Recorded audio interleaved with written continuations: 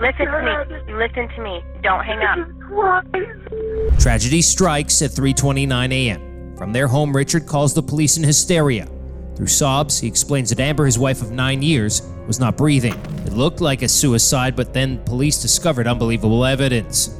It appeared Amber would not be silenced even in death. Amber Gucciolard, pregnant mother of 2, was strangled to death by her own husband in the same room as their baby. My wife she's not breathing. She's not breathing. She's purple. How old is your wife? Dead. Okay. I think she had a sweatshirt around her neck and she's not breathing. You need to stay on the line. I want you to loosen anything that's around her neck and then tell me if she's breathing. She's not breathing. She's purple. Her eyes are full. She's dead. He was sleeping on the downstairs couch and was awoken by their crying baby. When he went to check the crib in their bedroom, he found Amber lifeless in their bed. He claims Amber had accidentally strangled herself with her sweatshirt in the night. Here is when the suspicion begins. What you told police that night obviously wasn't the truth. The autopsy told a different story. Amber had fresh abrasions around her throat consistent with strangulation. Richard's own family also began to incriminate him. Richard's own father told police there was a 98% chance his son was guilty. Richard's sister thought he flew into one of his rages and could not gain control. Friends tell police that Richard scarcely did anything to help around the house and sometimes had a short fuse.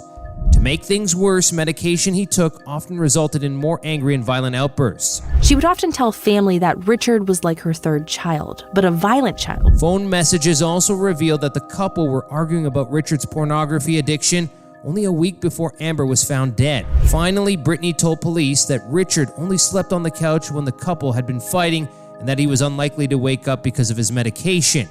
As new information arose, Richard kept changing details of his story to family and friends, casting even more doubt and suspicion upon him. Despite Richard's violent history, it seems no one saw the murder coming.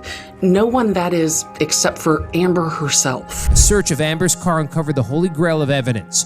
Parts of Amber's handwritten diary were hidden in the console of her car. Inside the console of Amber's minivan, 6 loose-leaf papers turned smoking gun. The woman Richard thought he had silenced would in the end be a star witness in her own murder. In the pages in a record of Richard's physical abuse towards her. So some of the handwriting was no longer legible. The report continued. However, they appeared to be notes that Amber had written about Richard, one of which said, "He isn't someone I want around my children."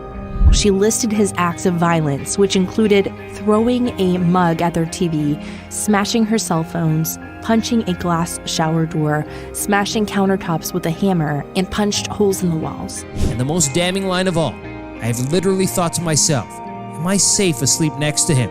Would he ever kill me? Richard was arrested 2 months later in January 2021. In court, Richard confirmed he knew his wife was pregnant. He admitted to strangling and killing her. Arraigned Monday, Richard Gucciolard appeared calm, promising he won't skip out if granted bail. That promise not good enough for Judge Strickenberg, setting his bond at $2 million.